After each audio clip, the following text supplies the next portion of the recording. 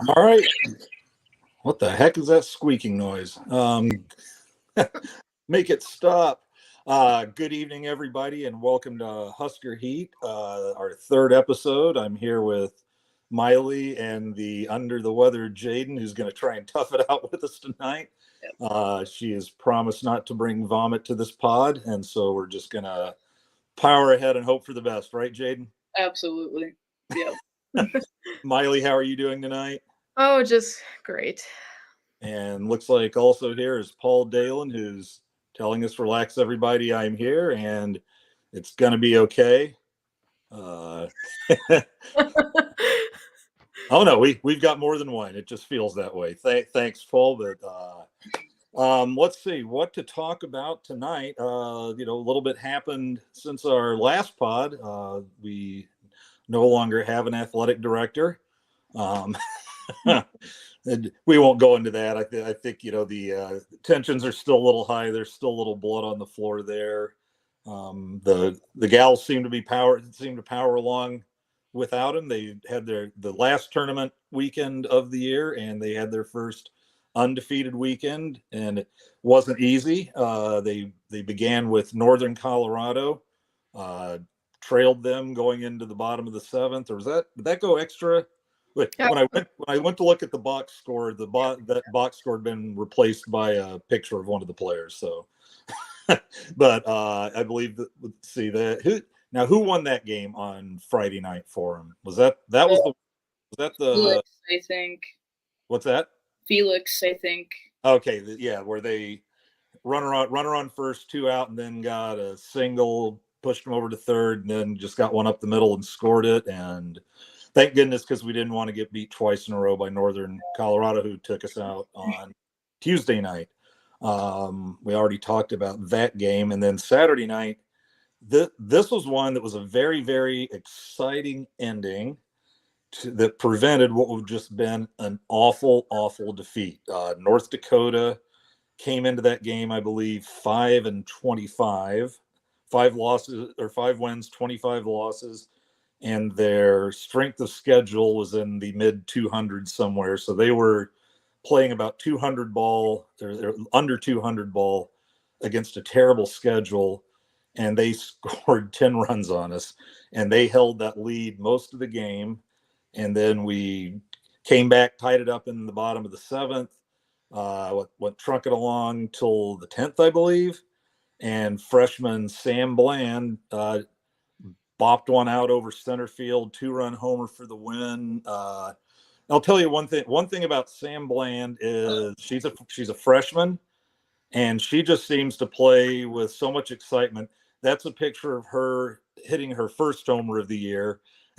And like the only person who looked that happy on the field was when she came around third. Rhonda Revelle was grinning ear to ear and jumping up and down and gave her a fist bump as she went by. So with Sam Bland got the save the Huskers from like possibly one of the worst defeats ever type of game. I know that, you can say everybody has their night in softball. Any team can get hot with the bats. I think that team only had one player hitting over 300 and had like a 198 batting average as a team. So no, that and their pitching staff had a horrible ERA. So I had a feeling we'd get the runs, but I was just hoping they wouldn't come so late. What did you guys think about that one? Anybody jump in? Yeah, I was watching it like on Big Ten Plus, and I was just like, they went out and got, I think, what was it, 4 in the first or something like that, and I was just like, okay, like that's crazy. And then we almost matched it, but that was 7 in just the first, or however much it was. I don't know. I was like, this is like a lot of scoring in a softball game, especially with it being Northern Colorado or whoever it was. And I was just like, I hope that we just find a way to win it, because I do not want to. I don't know. It was such a long game, and so yeah, when Sammy hit that, and I just feel like there's she's one of the people that are just so deserving to because she plays with her heart on her sleeve and just all that stuff. So I just thought it was really cool that especially a freshman, because you would expect a Brooke Andrews or a Billy Andrews or Sydney Gray to be the one to do it, and for a freshman to do it, I just thought it was really cool. So I agreed. And the game sounds too close for comfort after hearing those stats. I mean, we should have beat the pants off of them.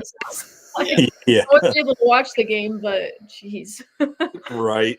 Okay. Well, then, what we were looking for going into Saturday, I believe I said in the article, I said, what you need is just for them to put it all together. We want a strong start. The starters got run in the first two games, and then we want, the bats to come alive, and we just want to play a good, consistent game in all areas. And what better team to do it to than our good friends, the Creighton Blue Jays. They come out, whip them 9-0. Like Caitlin Olinsky, who we're going to talk about a little bit more here in a moment, throws 5 shutout innings, and mercy rule. Sorry, Jays. And the bats ring 9 runs up, and You don't need to say sorry to Creighton. I'm sorry. Did I not say hashtag sarcasm? Because I sure thought I implied it. Okay. Well, and I like the attitude that day.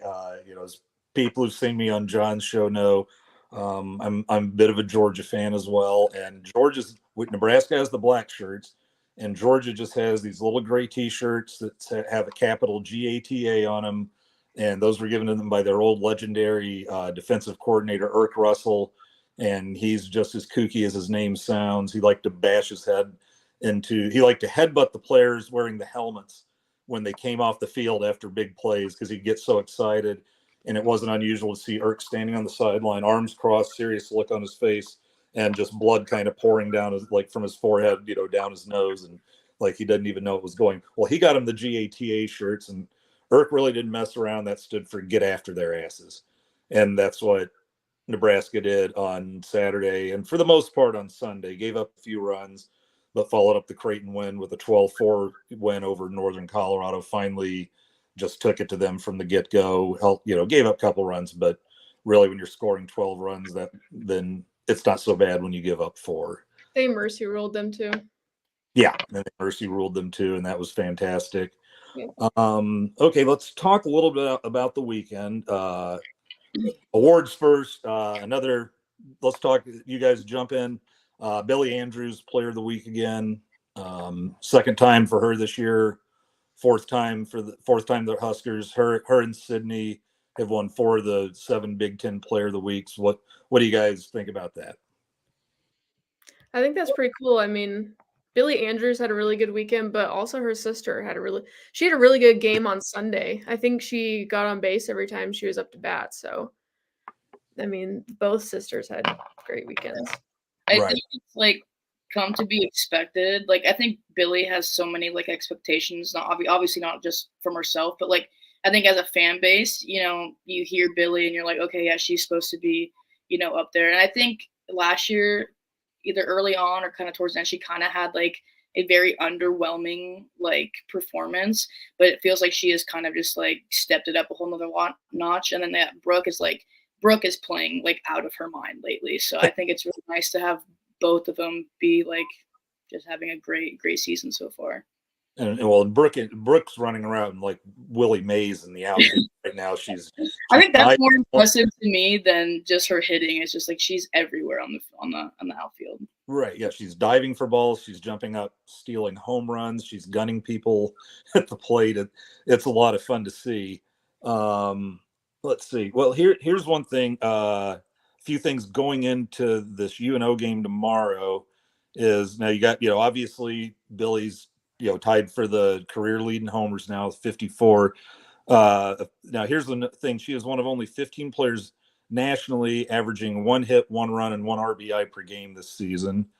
Brooke Andrews went 5 for 5 against Northern Colorado. That's the first 5-hit game for a Husker in 18 years. Oh, wow. That's the first one since 2006. And then Caitlin Olinsky threw the first shutout by a Husker pitcher since 2019.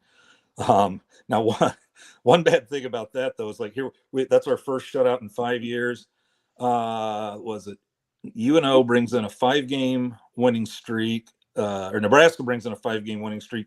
Omaha, UNO's won 10 consecutive games, and that's tied for the 5-game winning streak of ours is tied for Penn State with the longest winning streak among Big Ten teams, and Omaha's 10-game winning streak is tops in their conference, the Summit Conference. And let's see where. And I believe UNO. If I read this right, I believe they have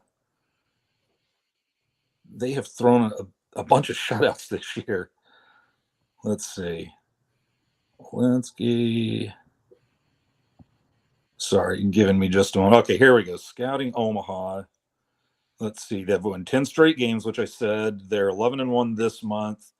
They've outscored. They've during the 10-game winning streak, they've outscored their opponents 52-13 with 5 shutouts. So we've had one shutout since 2019. They've had 5 shutouts, like basically in the last 10 games. So Yeah. that'll humble you in a hurry. One other thing, now their starters on Friday and Saturday, we won't call them out by name, but 2 more rough starts for the starters.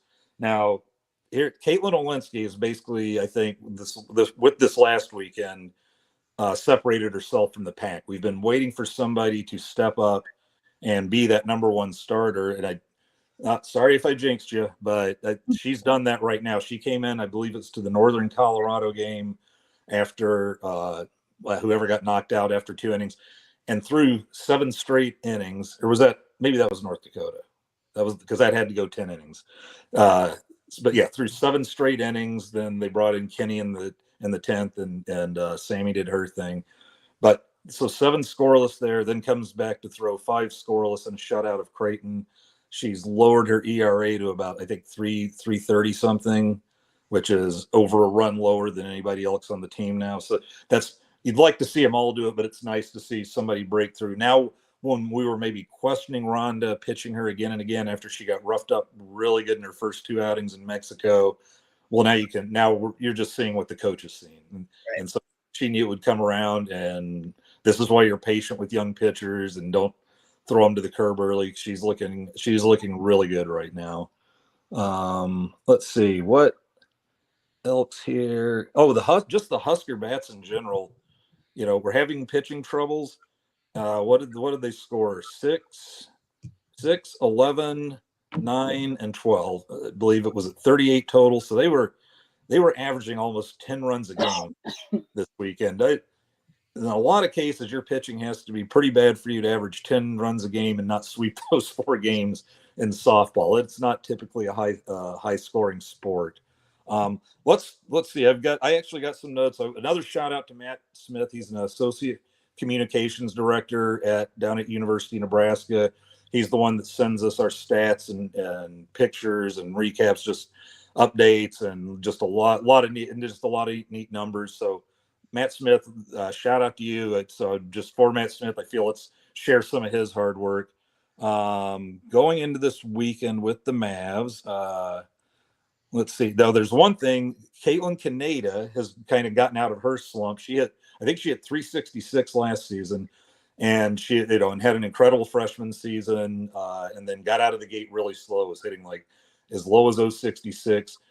She's fired up again. We're going to talk about the special role she's playing at the end of the show, and we say here when we do our thing about here's stuff that's a little different about softball and moving, and we'll explain why Rhonda has moved one of her players getting hot to the bottom of the order. Okay, you talked about Brooke Andrews. Here's some stuff on them. The Andrews sisters have hit first and second the batting order for the past 12 games. During the last 12 games, when Billy's led off and Brooke has hit second, Nebraska is averaging 7.2 runs per game. In the first 16 games of the season, they averaged 4.7 per game. I feel like those aren't just 2 random stats colliding. What do you think? What do you think of those 2? I think they sort of just feed off of each other. I mean, they're sisters, so they sort of it makes it easier to work together. Yeah. And you might have a little friendly competition too, and things like that. And they said over the last 12 games, they've hit a combined 410, while combining to average 2.8 hits per game, 2.7 runs per game, and 2 RBIs per game. Safe to say, I don't think they're going to be, Rhonda likes to shake her lineup a little. Safe to say she's not going to be messing with that for a while. Yeah. Or at least she shouldn't be. No. Here we go. Here, Caitlin Olinsky last week pitched in 4 of Nebraska's 6 games, and went 1-0 with a 1.98 ERA and a team high 17.2 innings. So even the innings are showing that she's kind of stepping to the top of the heap. Yeah, they said and they played 14 games in February, and she just threw 13.2 innings total in February. Have played 14 in March, and she's thrown 32 innings and posted a 3.06 ERA, which is over a full run lower than her ERA in February. So that you're seeing the improvement there. Let's see. Before we start looking to the future a little, I don't know how many of you remember Angry North Iowa guy from last week. Well, as it turns out, Angry North Iowa guy wasn't that angry. Sounds like he had a good time with it. He wrote an even longer reply this week. Now one thing you have to point this out because it's funny. He was like, "Hey, take a look at our hitter. I forget her name. I didn't write it down, but hey, she's got more home runs than Billy Andrews." It's like, and she did until they played 4 more games after he wrote his response, and Billy Andrews hit 4 more homers. She now has the homer lead on the North Iowa leader, 11-9. She knew he wrote that. This will be probably our last. At this time, we've probably got to leave North Iowa and their stats behind. We're just not going to be diving into North Iowa every week. I sincerely apologize. He did ask me for a favor, which I'm going to grant. He wanted to point out that Saturday's game against Illinois will be Military Appreciation Day, and to give that a shout out. So everybody, Military Appreciation Day Saturday. Go down and watch it if you can. If the Huskers, sorry, and I'm not going to go win the Huskers because then they'll sure as shit lose. But if the Huskers win their Friday night game against Texas A&M, the men and the women for that matter, they wouldn't play again till Sunday. So your Saturday should be freed up for some Husker softball. And then we will say goodbye to not angry anymore North Iowa guy, as he pointed out one thing that North Iowa and the university have in common: our hatred of Iowa. We can't stand Iowa, and we will always have each other for that. Angry North Iowa guy. Well, not so angry anymore. So best of luck to North Iowa for the rest of the season. Sincerely, hopefully see you guys in the tournament at the end of the year. And Iowa, as DX always said, suck it. Okay, moving on from North Iowa. Can you talk about how crazy it is that both the men's and women's basketball teams are playing Texas A&M right after Trev Alberts leaves? Yeah, and the thing was, I was reading Tom Chattel's column, and I'm a big Tom Chattel fan. I've enjoyed his. Here's a little shout out for Tom Chattel. I've enjoyed his columns for years, and I actually got to meet him in Indianapolis this last summer at Big Ten Media Days and introduced myself, and he was nice enough to chat with me for a couple of minutes. And he seems genuine. He comes off in person like he does in his articles, where he seems like pretty warm, funny, intelligent guy, and that I felt like that's exactly the guy that I was talking to. Now where was I going with that? Yeah, I don't know. It sucks getting old. I had a point there with Tom Chattel. Now I remember, we were talking the tournament, the basketball tournament, and he says, well, they actually have a formula now, and they just go straight off that formula and fill the spots. And I went to the NCAA page, and it just sounds what they do is use a lot of different formulas, and they're still going out of their way to match up. They're trying to find their story matchups. Like I saw that somewhere, that they just do that, like a story matchup, which that's so stupid. Yeah, and my friend Chris the Trap, and I don't know if you were on yet, Jay knows. I was telling Miley that, he's a friend of mine from my college days, and super funny, super sports knowledgeable guy, and he just likes to get right to the point. And he texted and said, these stupid bastards are going to think people across the country give a shit that an athletic director changed jobs. Yeah. And we were doing some arguing about that amongst ourselves as well. And I'm still not convinced that moves anybody over. And the story that seems to be flying is the one that is Keisei Tominaga. And I think the like Pat McAfee and his pod, it was like, why did I not know who Keisei Tominaga is? This guy is incredible. And he showed an interview with him and then showed some of his shots. And he goes, I'm telling you what, we are all in on this guy. He goes, in that first game, if he starts stepping back and letting fly from the NBA 3-point line, and he's like, look at this, splash, splash. He's like, he goes, the country is going to fall in love with this guy. And just nowhere else. Yeah, I mentioned it earlier, like that, on the national socials, Twitter, etc. I'm not seeing like, hey man, Nebraska, non-Nebraska people and non-Texas A&M people, look at that athletic director move. And I think Casey is going to be the one who moves that needle, just because, from Japan, has the nickname the Japanese Steph Curry, and just plays with such exuberance. And even standing there in an interview, you can just, like Matthew was saying, sense the charisma coming off of him and just that glow and that love of the game. So I think that's where we're going to be going. Yeah. Which is why I hope he doesn't go like 1 for 9 from the 3-point line that game. Right. Yeah. Well, see, that's the thing about Casey. It's not an every night thing, most every night thing like Steph. Like, he was not there against Illinois. That's not that's his fault, but yeah, it doesn't happen every night. So maybe that makes it more special, is when he goes on a heat check and then there's him going and the crowd going and the team going, and he's the one guy we gotta hope to get lucky and see him hot, in those games. But all right, let's get back to softball for a minute. Here's some of the stuff going on with Billy being player of the week. Is they had a 5-1 overall record for the week. She hit .455 with 1 double, 4 home runs, 10 runs scored, and in 6 games, 14 RBIs. 10 runs scored and 14 RBIs and 4 home runs in 6 games. And I think she was hitting about .475 or .80 going into that week. So by hitting .455, she dropped her average a little. But I noticed even the games where she was going 1 for 3, 1 for 4, there's a couple of walks in there, or she'd get hit. She is an on-base percentage absolute monster. And they have the OBP, which is, or OPS, on-base percentage plus slugging. If you're doing that over 1,000, you're on fire. I think hers at the end of the weekend or maybe one game to go was 1,505, 1.505, slugging over 1,000 and on base of like 545. It was insane. It is insane. And then let's see. Yeah, there's her average. We talked about that. 2 home runs last Tuesday in the 2 games. 2 more this weekend. I mean, I'm going to be doing that Omaha recap, the UNO recap, because I want to be writing that damn article when she sets the record. I am so excited. I am so excited for her.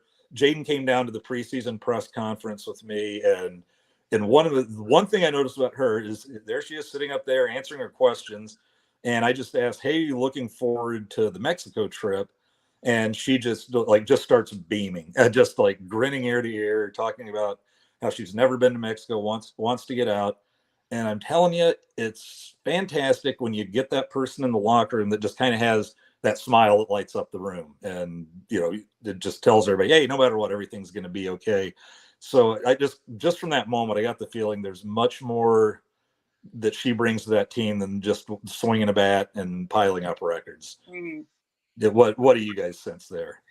Yeah, no, I'm with you, because she was like, I mean, especially with Jordy, like Jordy was kind of like that too, but Jordy felt really business-esque, and then here you have Billy, who's like kind of like, oh yeah, like the little preppy, like whatever. And I think it's good to have like obviously different personalities, someone who can be super serious but like also have fun, but also like have like the very positive, just like always smiling type of thing in the locker. So I think having different personalities that bring different things to the table is always good for like locker room, like, just I don't know what the word I'm looking for is, but like connection and stuff like that. So, but yeah. Yeah. And Miley, you played college hockey. What are your thoughts on that? Well, mine really weren't with the college hockey team. My comments were going to be like with my high school team. We always had girls that they were all business on the ice, but when it came like being in the locker room and stuff, they were goofy. And it was nice to have that, because I think it brought the team together very, very well. And we had a lot of success when we had those girls around. So, right. Yeah.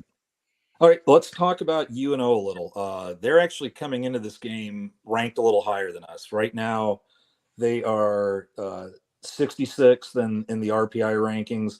With a 21-7 record, and their strength of schedule is 138th. Not great, but it's on the upper half, since there's 307 Division I women's softball teams. I've got to just start saying softball teams. There's not a men's softball team. I don't call it the men's baseball team. Okay, it's the softball team. And then Nebraska with their sweep this weekend bumped their record up to 16-12. They're 68th. Their strength of schedule is 37th. And yeah, UNO actually is, comes in as like the slight favorite this weekend. I don't know. You can't really call it a huge home field advantage. One, because I think it's going to be windy in the 40s, so I don't think we're going to actually have a stadium full of screaming fans. Although I bet you'll probably get a few more out since it's UNO. And if we remember, I think UNO went. UNO did go to the NCAA tournament last year, and I think fought their way into an elimination game where if they'd won that one, they would have gone and played in the regional final. So this is like a battle tested team and coming in, actually playing a little better than us again. So how do we feel about in my case, my neighbor in town, but your neighbors to the northwest there? I mean, non-Creighton version. Yeah, I do like UNO way more than Creighton, so I think it's pretty exciting that they get a challenge, an in-state challenge like this. I mean, we expected Creighton to be sort of a challenge, but they weren't, so should be a really good game. Yeah, and also shout out to UNO's men's hockey team, the HC Frozen Four for the first time. So go team. Yeah. And then let's see. Now we open up Big Ten play this weekend against Illinois. I'll have the deeper dive on them in the weekly preview, which should be out Thursday morning or Thursday afternoon. What's that? I promise I won't make any jokes about not knowing that Illinois had a team. I made a joke when I was writing a recap for volleyball that I didn't know Illinois had a volleyball team, and someone came at me in the comments, but it was just a joke. Yeah. But yeah, I promise I won't make that joke this time. Yeah, it's kind of funny. The folks that want to come in and play, I'm always all for it. But it's like don't get angry when we're not loving your team on a Nebraska pod. Exactly. You're on a Nebraska site. Like I'm gonna make jokes about the opposing team. Right. So Illinois, this is one I can't really figure out. I'm sure they've got their reasons. Illinois comes in with an 11-13 record. And their RPI ranking is 51st, 17 spots ahead of us with a 16-12 ranking. Okay, well, maybe I looked for their schedule in like the top 20 or so. They must have a tough strength of schedule. Their strength of schedule is 69th, and ours is 37th. And we have a winning record, and they have a losing record. And that just makes me, want to, could you send RPI, can you send me a copy of the formula? Because now I don't trust anything else. But it'll be good. It'll be good to get Big Ten play going. The tournament stuff is over. The tournament invitationals, whatever you want to call them, where you play a bunch of games, but it's not an actual tournament. Now the game, and not to say the games don't matter. They're real games. They count as your regular season games. It's just basically a way of compartmentalizing the non-conference games and just getting them all done with different teams in one place. So I actually do like the idea, but. Yeah, they don't play a lot of conference. It feels like they don't play a lot of conference games. Is it sort of half and half? No, they'll play everybody in the conference like 3 games pretty much. So I don't know if it'll be as many as the non-conference, but I think it's pretty even. I'd have to go count that up. We'll count that up and figure that out for next week. Does every Big Ten school not have a softball team then? There might be 1 or 2 without, but I think most of looking at the schedule, I didn't see like every Big Ten team, but yeah, there's probably a couple without teams. But let's see, what was I going to say? Big Ten play, yeah, this is where it really starts counting because this is where you are playing for your position in the playoffs, and the top four teams. It's like basketball. It's not necessarily a double bye, maybe for the bottom teams. But you definitely get to sit around for a day while everybody else plays and has to use their best pitcher already because they're trying to advance. So it matters. The first time I went up there, well, the only time that was like I think they played Ohio State had to go win a game first, and then so they got to come in fresh and win a tight game against Ohio State. That was one where I think Liv came in and bopped a double over. The right fielder was cheating in on her, and she bopped a double over her head to kind of open the game up. So that was nice.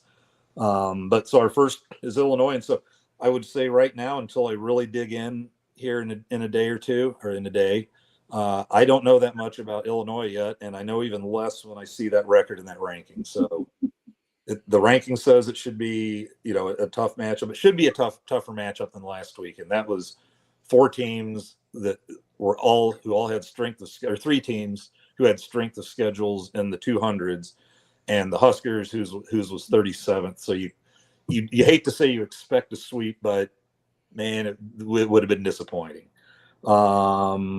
Okay, so that's where we are right now. I think I've covered most everything. Oh, here's what I wanted to do. Okay, I mentioned Caitlin.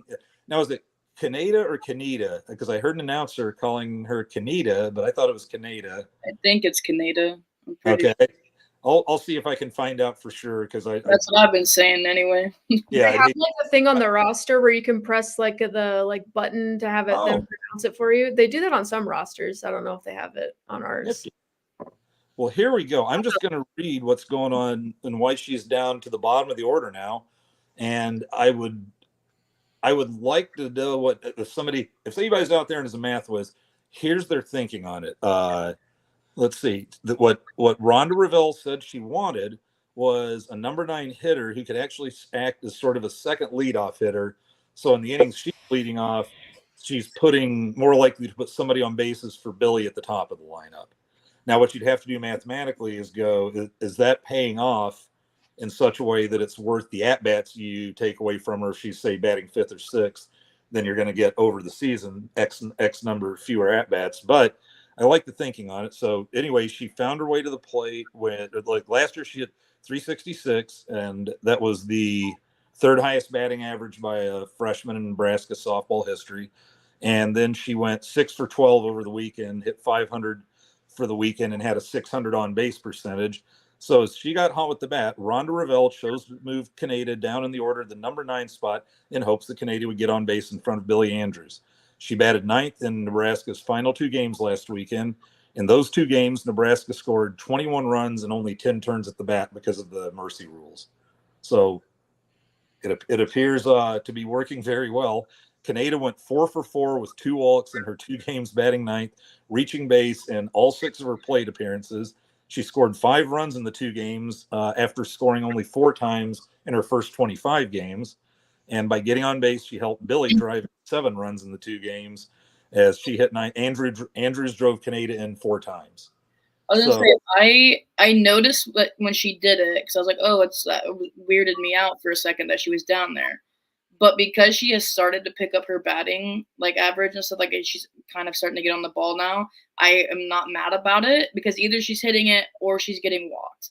And so she's, like you said, on base for Billy, and then, Brooke Andrews after that. So I think it's a good move if she continues, to be able to get on base. And also, like you saying, mathematically, if she's hitting when Brooke is able to, or Billy is able to come in right after.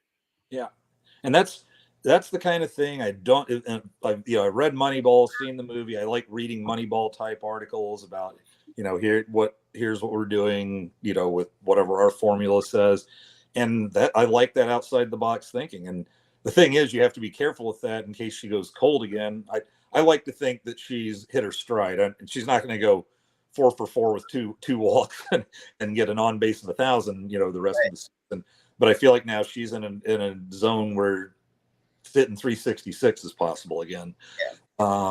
All right, let's I'm going to go with a couple more comments before we go. Let's see. Now here's the guy. Here's Paul again, who started off with us, and he had said, "My boss is an ATM booster of the pseudo substance. There has been smack talk." Then we're talking about Trevigan. One thing is, though, it's just between Texas A&M and Texas A&M and Nebraska. I made the argument that somebody down in Florida, because here's the thing, that game's going to be being played on a day where there's 15 other games being played, and you're going to have 4 of them going in 4 different regions or whatever. The guy in Florida, I think, will not give 2 shits about the Nebraska-Texas A&M game because Trev Alberts moved from Nebraska to Texas A&M. I made the comparison. I just tried to say Pat Hayden, I think, former Heisman winner at Southern Cal. I know Southern Cal, I believe Heisman winner. He ended up as our athletic director.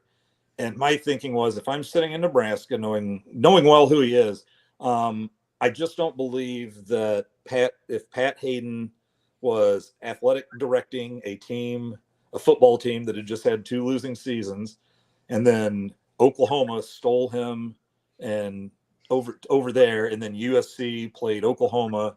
Here a couple of the schools known much more for being football schools than basketball schools, like Nebraska and Texas A&M. I'm thinking me and Nebraska is not really gonna take any notice of that game because a former player athletic director who may have been popular there. I don't think Pat was that popular at the end of his athletic director tenure, but I just don't think that person's going to be that excited about it. And I feel the same way about the guy in Florida when those 2 games are played. Here's a guy calling a lot of basketball talk here. Everybody's ready to go. Here's Colin Grimes says, I got my basketball tickets, flights, hotel books. See y'all in Memphis. And hey, the guy that I have been calling Angry North Iowa guy, he brings something up that I really hadn't wanted to bring up, because I don't have really the hatred for Trev on this one. I wish he would have stayed. I think I kind of understand why he went, but he's actually from Iowa. He graduated from the hometown of Northern Iowa, Cedar Falls, Iowa. He did. And thanks. Oh, you're welcome for the military shout out. But yeah, Trev's an Iowa guy, and he was like fully ready to go to Iowa. And one of his articles, he talked about how that happened. Said he got talked into taking a visit to Nebraska, and just knew right then that's where he was going to play football. It was just a matter of telling Dad, who was like, "No, that's your thing." And then I'm doubting this is the real Dylan Raiola, but Dylan Raiola for Heisman says we're going to the Final Four, guys. Never lose that optimism, man. And Highlander gun at 8:30. That's what my chiropractor told me. What's that? That's what my chiropractor told me. Going to the Final Four? No, never lose that optimism. Never lose that optimism. Let's see. And then Highlander gun, who was here last week, 7. I'm late, but I made it. Well, guess what? I always say, I want to start winding it down at about the half-hour mark, and we're about the 38-minute mark. I don't mind going between 30 and 40 minutes. So, Highlander, glad you made it, and glad we could at least give you a full half hour. What's that? Nothing. Were you making a crack? Are you sassing me? Feels like you're sassing me. Yep. Was it about my talking? Yep. You do realize what the point of this damn thing is, don't you? Oh, yeah, I know. Talk. But I've known you for 24 years, so I know you talk a lot. Yeah, well, you know what? People who've known me for like 20 minutes know I talk a lot. So I feel like this is a good outlet for me, so I'm not just talking people's ears off. Maybe I blow a little steam off and don't talk people's ear off as much in the world. Well, maybe that's good then. Yeah. Hey, you want to hear a totally me talking but non-sports thing? So last night I go to have an adult beverage at Tiger Tom's, my home away from home. Is Cheers bar. One of my good friends, Becky, had her dog there, and it looked like a big golden, but I think she said it was a Pyrenees, and this thing had to just be a giant puppy because all it wanted to do was play and get petted, and then I got down and like it crawled around like and like growling and woofing at the dog. That dog just barking and like at the pupper, and this big old thing just like backs up and then starts rolling around and going crazy, and Becky was just cracking up, and then I'd take a couple steps toward it and the thing would be like and it was just doing the funniest growling and barking and rolling, and then come here, boy. And then it tried to run me over. What's that? People probably thought a crackhead entered the bar. Yeah, well, I was outside. Speaking of dogs, we don't have. Aw, so cute. What's the name? Balto. Balto. Oh, perfect. Yes. Yeah, Balto wasn't the one that did that though. What was the dog that actually made like several hundred miles of that run? They finally made a movie about it. Yeah, Balto. It was like that was the cartoon. They made the movie. Gotcha. Oh yeah, it was the movie. It was with Willem Dafoe. I'll find out for next week. It's a lot of fun. All right. I ran my mouth. Here's your guys' turn. What are your thoughts on anything before we say goodnight? Go Huskers. Yeah. All right, Miley first. I'm just glad that we got those 4 wins, the home wins, because I think that'll definitely carry some momentum coming up to especially a good UNO team who I think always plays us pretty well. And then getting back in the Big Ten play is going to be really important for us. So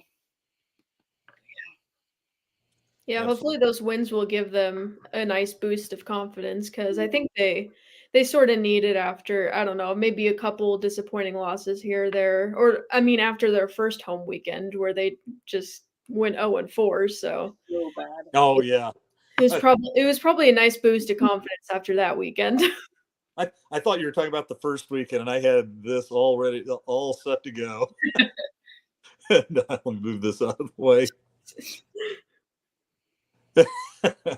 But I'm sure we'll have a chance to flash that out later. Let's see. I wanted to show one thing. I have a friend named Mark, and one thing with Mark is real fun guy to hang around, but you really want to be aware of what he's up to. So, this I think was sometime last fall where, hey, Andy, look here. And I stupidly looked there. And next thing I find is, that thing being texted to me where, hey, he found an app where he can stick a cat on your head. Or It's called Snapchat.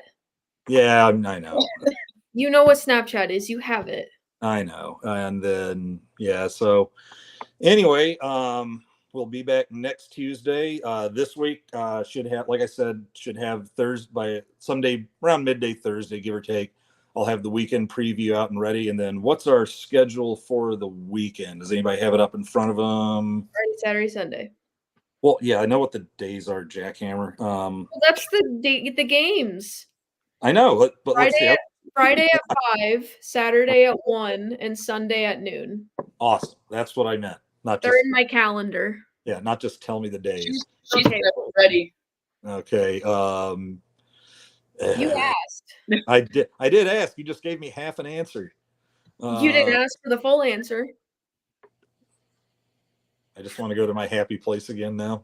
Take that picture of you off the screen. Hey, look, there's a CornNation shirt. You can buy those at the CornNation website. We'll get that.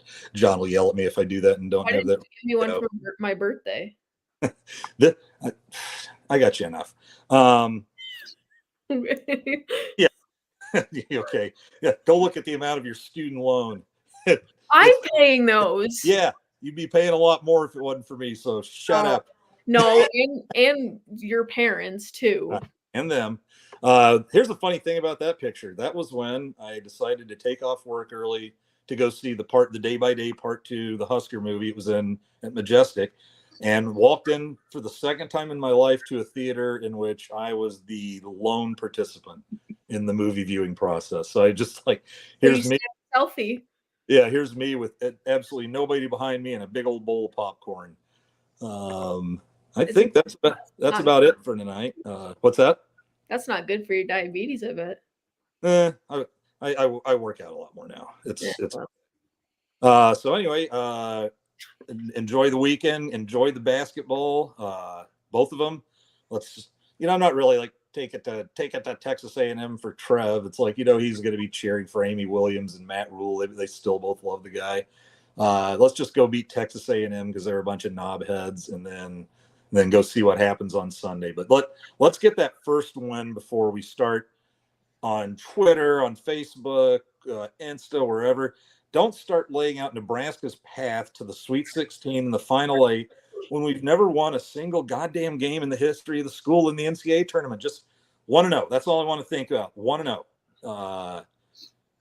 Was there something else? Oh, yeah. And anyway, be safe when you're watching the games this weekend, no matter where you are, what you're doing. And remember, as always. All right.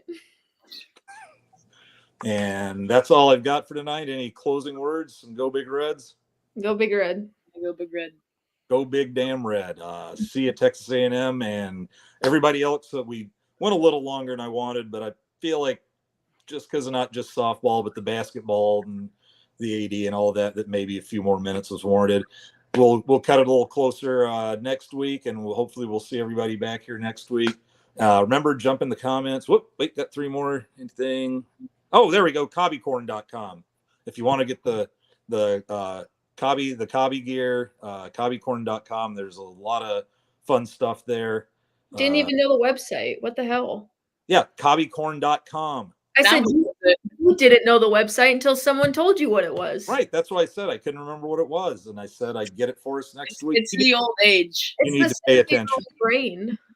Love Bolto. Just beat the Fighting Trevs. All right. That's it for tonight. I've had enough of you two. Get off my back. Get out of my yard, you young punk. Okay, old man. All right. See everybody later. See you next week.